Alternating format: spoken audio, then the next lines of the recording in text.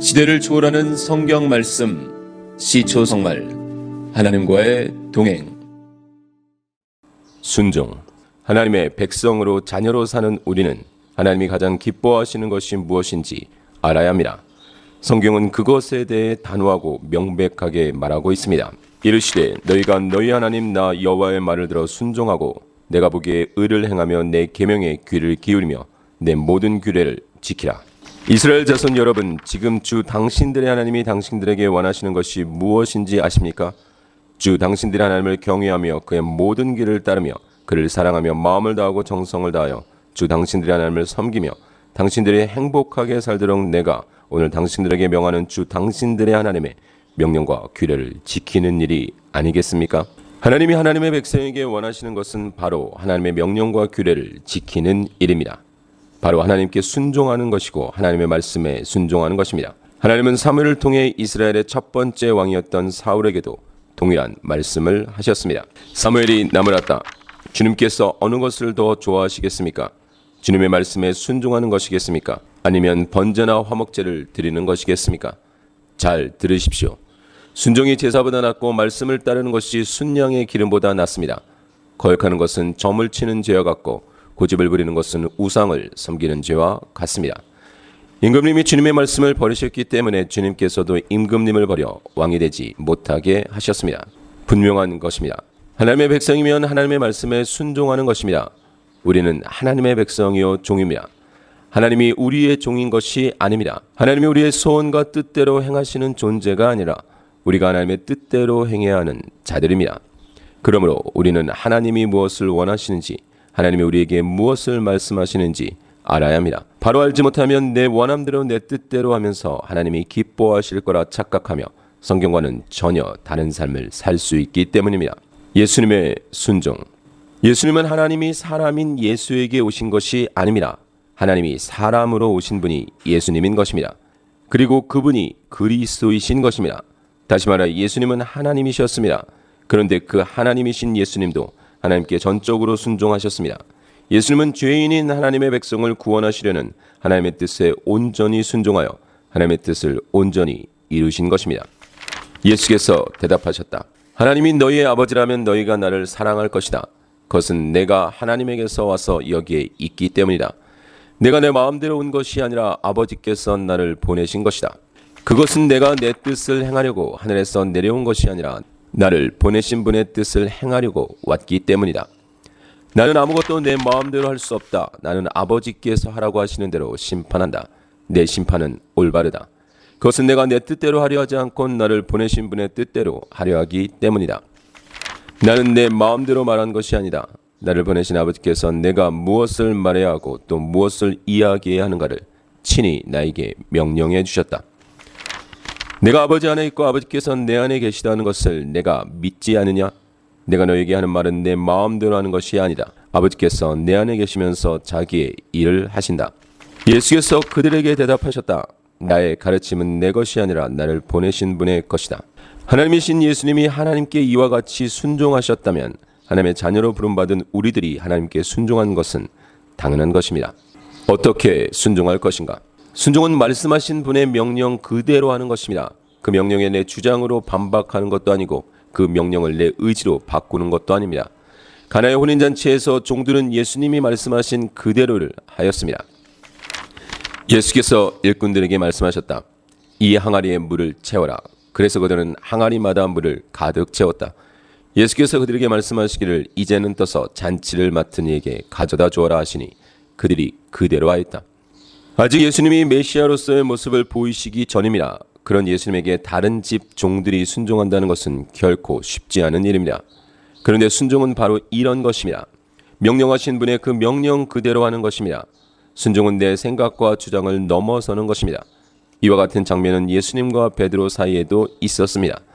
본격적인 공생의 사역을 시작하시기 전 예수님은 평생 몫으로 살아오신 분이셨고 베드로는 평생 업으로 살아온 사람이었습니다.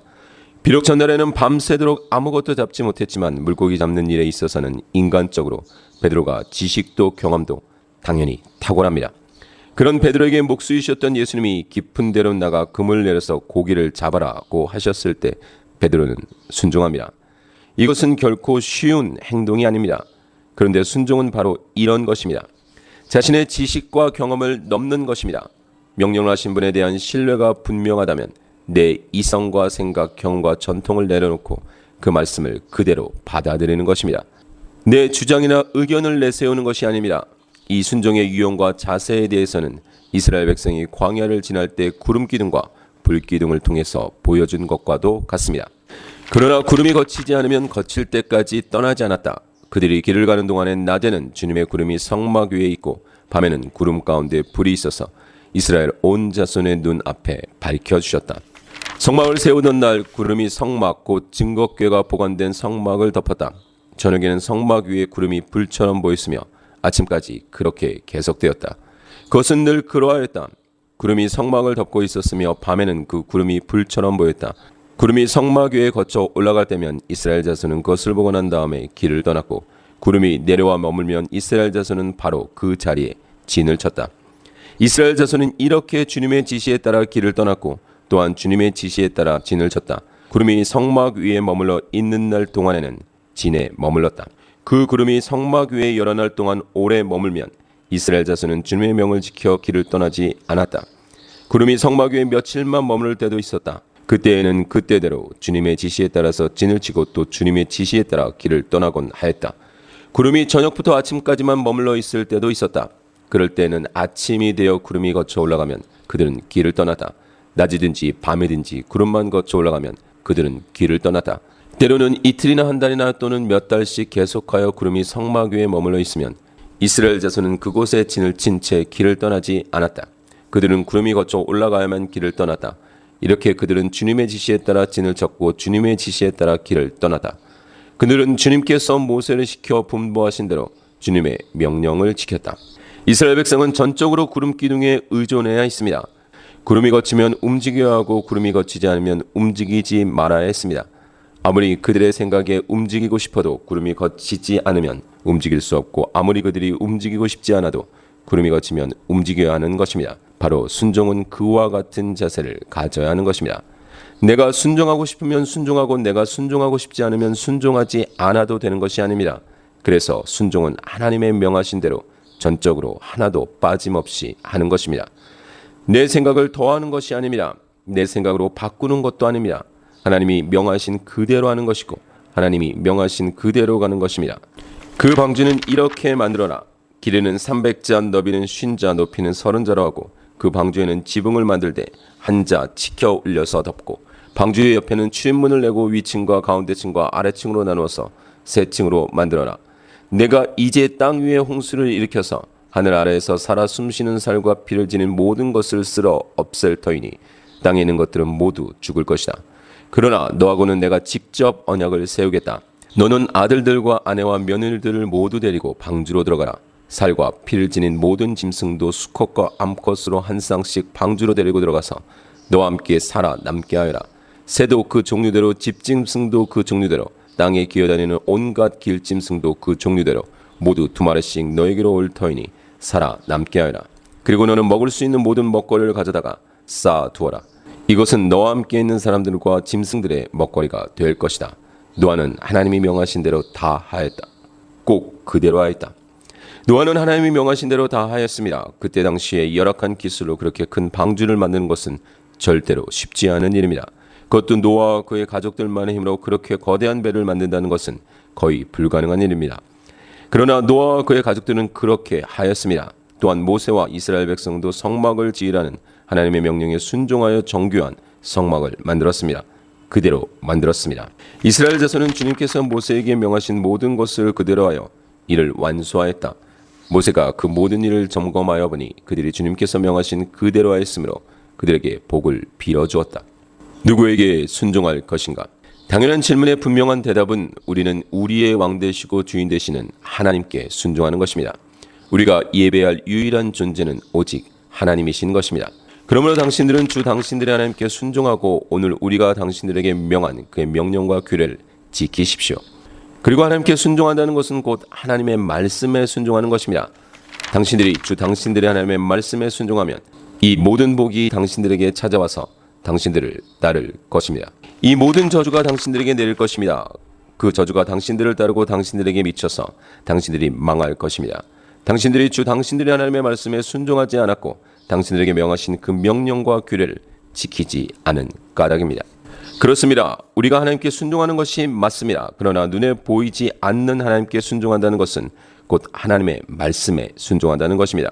당신들과 당신들의 자손은 주 당신들의 하나님께 들어와서 마음을 다하고 정성을 다하여 오늘 내가 당신들에게 명령한 주님의 모든 말씀을 순종하십시오. 그러므로 이제 여러분은 자신의 행동과 행실을 바르게 고치고 여러분의 하나님이신 주님의 말씀에 순종하십시오. 그러면 주님께서도 여러분에게 내리시겠다고 말씀하신 재앙을 거두실 수도 있을 것입니다. 하나님의 백성이 순종할 수 있는가? 이제 순종에 대한 결론입니다. 하나님의 백성이라면 왕이신 하나님께 순종하는 것은 당연한 것입니다. 하나님의 종이라면 주인이신 하나님께 순종하는 것은 당연한 것입니다. 그런데 구약 성경의 역사는 하나님의 백성이었고 하나님의 종이었던 이스라엘 백성이 하나님께 순종하지 않은 것이 아니라 순종하지 못한 것임을 증명합니다. 그들은 순종할 수 없었던 것입니다. 죄인은 거룩하신 하나님께 순종할 수 없습니다. 하나님이 그들의 마음에 찾아오셔서 그들의 마음을 바꾸어 주시기 전까지는 온전히 순종할 수 없습니다.